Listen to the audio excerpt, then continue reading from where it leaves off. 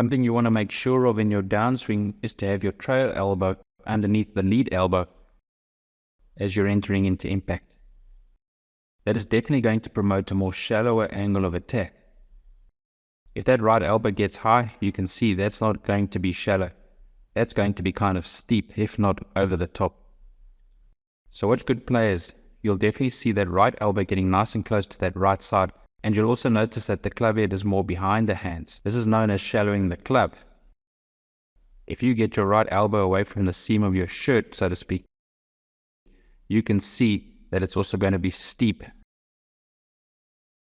So there's a couple of ways of thinking of this. If you think about the heaviest part of the golf club, that's the club head, you're going to want to let it drop behind you.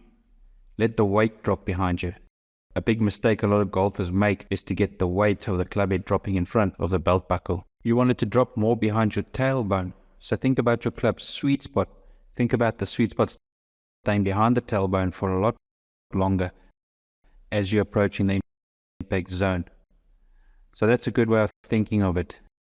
Thinking about that sweet spot behind your tailbone, thinking about the right elbow jamming into the seam of your shirt. I've got a really good drill for you.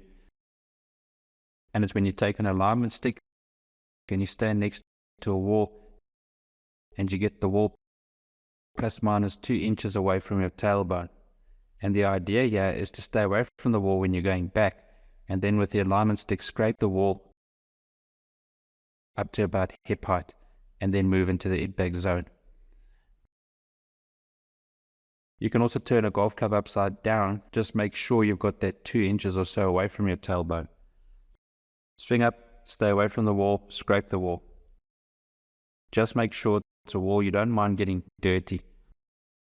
So definitely don't use the lounge wall. So that's the whole idea, to just feel the club head moving away from the ball.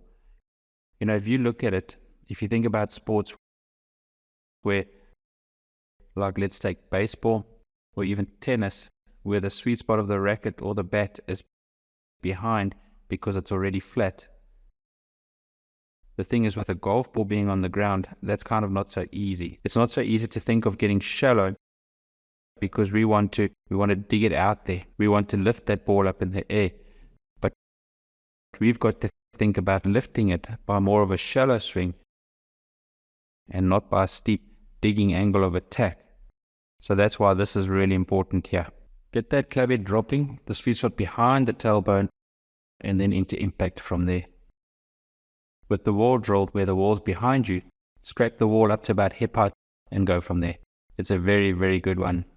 In the swing itself, it's not that extreme. It doesn't stay behind you for that long, but it's a good way to practice it because you really want to make sure, you don't want to be touching the wall and then off the wall. So just really feel it scraping as long as you can. The more horizontal you get the shaft, the better and the more power you get. Think about it. If there's a tree right here in front of you and you've got an axe, you're definitely going to have the sweet spot of the axe behind you going into the tree that way. You're definitely not going to have the sweet spot of the axe in front of you and chopping the tree down. They're going to take you all day long to chop down a small tree. You definitely want to have that. You definitely want to have the sweet spot of the axe behind you. And you'll notice also that shallowing gets you rotating. That's where a lot of the power comes from. The chopping of the tree down, you from here into the tree, there's power there. From there into the tree, there's no way there's power. So give it a try. Get to the top, feel that shallowing out, feel the weight of the club head dropping behind you. If you find that pretty difficult to do because it does need quite a lot of rotation and a lot of movement in the wrists, and you find that tricky, then just getting the right elbow to tuck into the seam of the shirt, making sure the club head is behind the hands at least. We don't want it tucking into the shirt with the club head in front of the hands. We don't want that. Right trail elbow sticking into the seam of the shirt, club head just behind the hands. You're going to be good to go. I'm Owen, and I want you to start playing golf better than you imagined. Make sure you hit the subscribe button so that you don't miss out on my short and sweet tips in the future. Thanks for watching.